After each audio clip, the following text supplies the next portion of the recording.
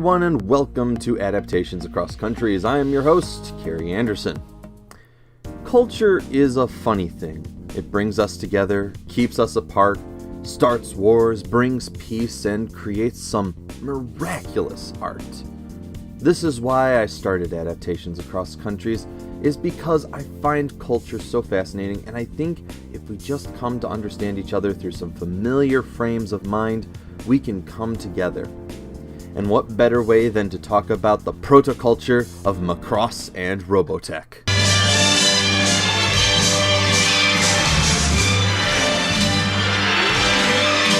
Robotech. Do you remember Robotech? I sure do. In the Multar days of Toonami, I tried to catch every episode of Robotech, but man was that difficult. For one thing, they didn't show a huge chunk of episodes. In fact, I don't think they showed the third part at all, but that's for later. Today we're going to focus on both series' first incarnation, Super Dimension Fortress Macross. Macross started production in 1980 as an idea by Shoji Kawamori as Battle City Mega Road, which carried a lot of the same ideas and concepts as Macross. Macross debuted on October 3rd, 1982 in Japan, with character designs by Haruhiko Mikimoto, a friend of Shoji Kawamori's from college. Their goal was to create a series that they wanted to watch after being greatly inspired by Mobile Suit Gundam. This would add on to what was the growing real robot genre of anime, which would focus on more realistic concepts of the how, why, and the consequences of creating such machines. Macross is about Hikaru Ichijo, a performing pilot from a family circus who swings by to meet his old friend Roy Fokker, who is now a pilot for the Macross. The Macross is a crashed alien spaceship repaired by Earth in an attempt to reverse engineer alien technology. This attracts the attention of the Zentradi, led by Britai Kredanek. Once the Zentradi come into Earth's range, the Macross activates a booby trap left behind by its original aliens, causing a full-blown battle between the Zentradi and human forces. VT-102 on the display grounds! Why haven't you taken off yet? VT-102? Huh? VT-102, stop fooling around and take off at once! Can't you see where it... Through a misunderstanding from the Macross's bridge officer Misa Hayase, Hikaru launches in a plane, and in the midst of battle learns the secret that it's a robot in disguise. That's a little joke I'll tell you about later. This machine is called the VF-1 Valkyrie. In initial concept, it was going to be based on an A-10 Thunderbolt II, and would only transform as far as gaining 2 legs and arms, but was changed to an F-14 Tomcat, and given 3 transformations from plane to robot and an in-between called Gerwalk mode. As the series would go on, new secrets would be revealed about the Zentradi, the Macross, and the Earth's government. This would catch the attention of Harmony Gold, who snatched up the rights to distribute the series outside of Japan. Harmony Gold would then come to hire a college professor by the name of Carl Masek, who was showing off painted cells of Macross in a gallery. Harmony Gold's goal was to create a series from various anime in their library. Because of syndication on American television, it would require 65 episodes, or 1 for each weekday for 13 weeks. Initially, Harmony Gold was probably going to use Macross, Southern Cross, and Orgus, as they all came from the same Super Space Time series, but Carl Masek decided to round out the trio with Mospeada instead. But here's where things get complicated. The show would need merchandising through things like lunchboxes, t-shirt, and of course, toys. But I'll be back. Harmony Gold did not have the rights to make the toys of the Valkyrie. Japanese toy manufacturer Takutoku Toys and others would license out the designs to American distributors, but the model kits would be held onto a company called Revell. Revell would make a deal with Harmony Gold, but it would still be under the same line of model kits called Robotech. And so they found their title for this 3-series amalgamation, but their toys would still be lacking that iconic Valkyrie, as one is licensed out to select toys to be a converter called Zardak, and another to Hasbro, who would be used to create the Autobot Transformer Jetfire. Harmony Gold would try through legal means to get the rights back, but the toys were already on the shelves. This would cause some trouble for Transformers, but that's for another video coming soon. But what about the show itself? Well, honestly, there's not that much of a difference at first. Mostly there's some name changes. Hikaru Ichijo is now Rick Hunter, Misa Hayase is Lisa Hayes, and almost everyone else is the same. The story does add on some buzzwords like Robotechnology and Robotech Masters, but it's almost the same story at first. What is fascinating is what the show was able to get away with in the United States broadcast. Now, I'm going to go into some spoilers, so skip to this timestamp where it's safe. Several Robotech characters that die in the anime. You'd be surprised who dies. Now previously, we've talked about censorship in Voltron and how many moments from Go Lion were deemed too violent for American children's television, yet in Robotech, they kept all the detail of violence and death intact. For the most part. In the first set of episodes, Robotech cuts a scene where a Zentradi soldier is shot, but doesn't look away from the major deaths, like Ben Dixon or the near extinction of the human race.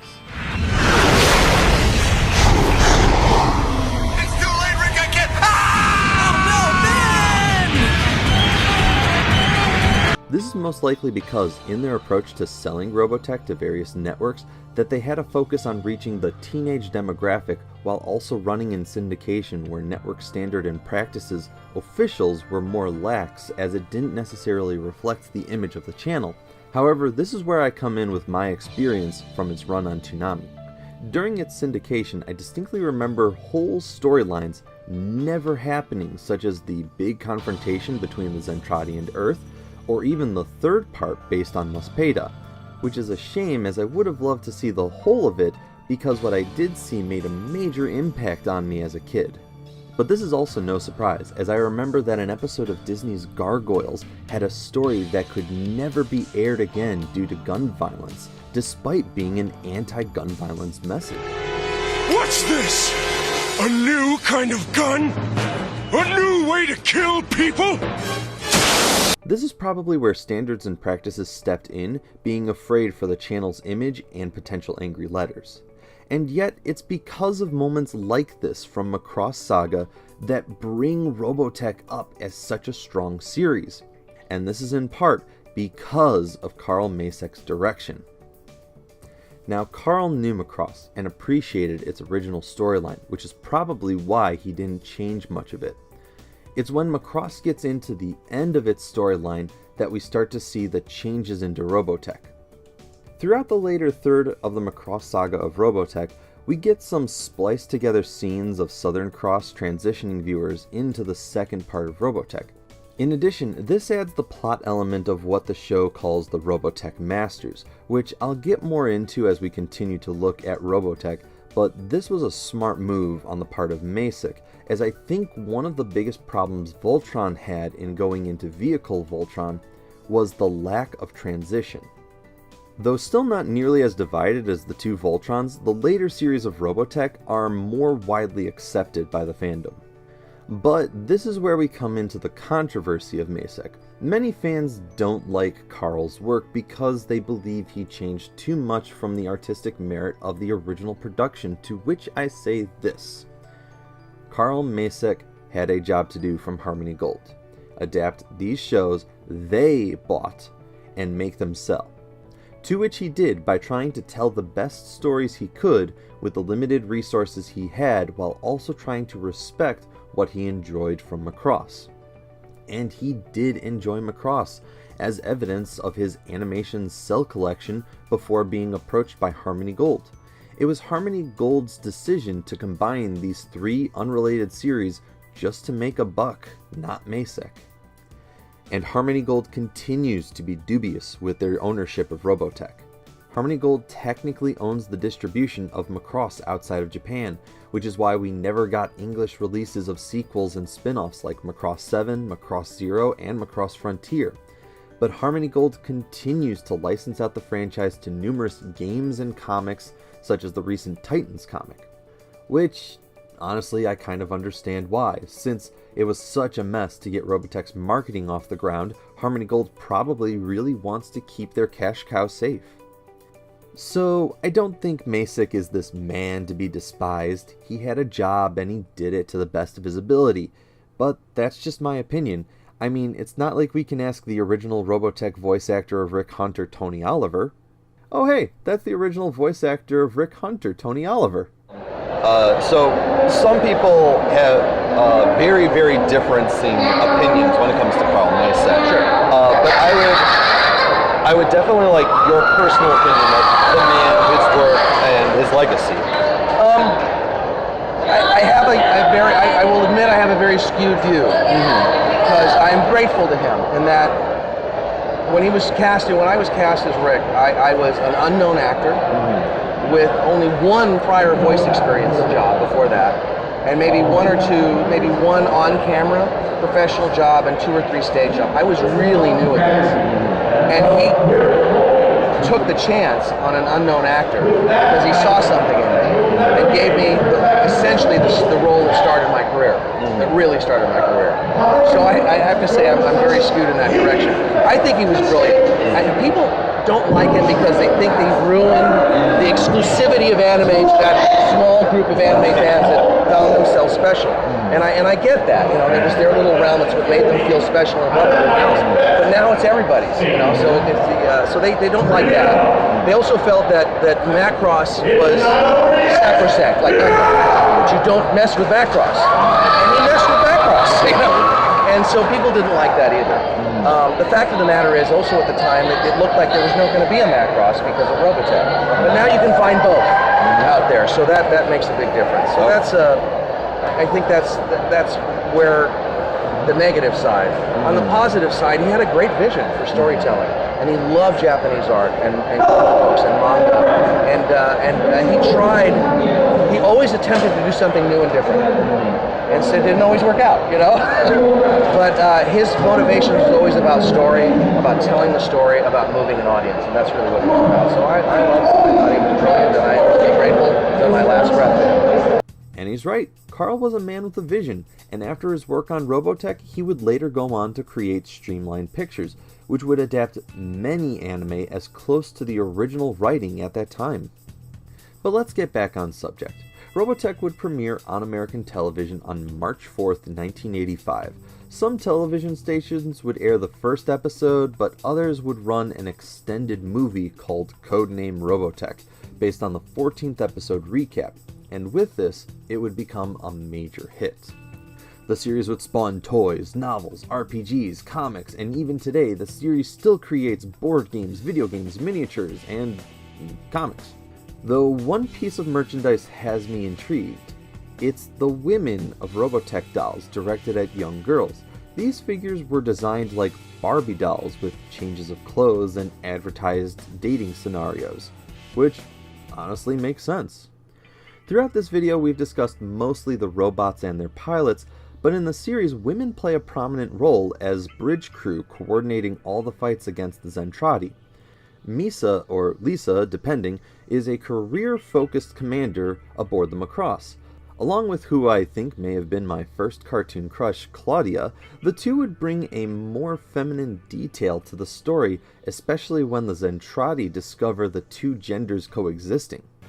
But there's one girl vital to the whole series, Lin Minmay. Lin Minmay is the love interest for Hikaru, or Rick, who grows from a naive young girl to a singing icon of the Macross ship and the series. Minmay becomes a pop idol on board the Macross, singing songs like Cinderella, My Boyfriend is a Pilot, and Xiao Pai Long.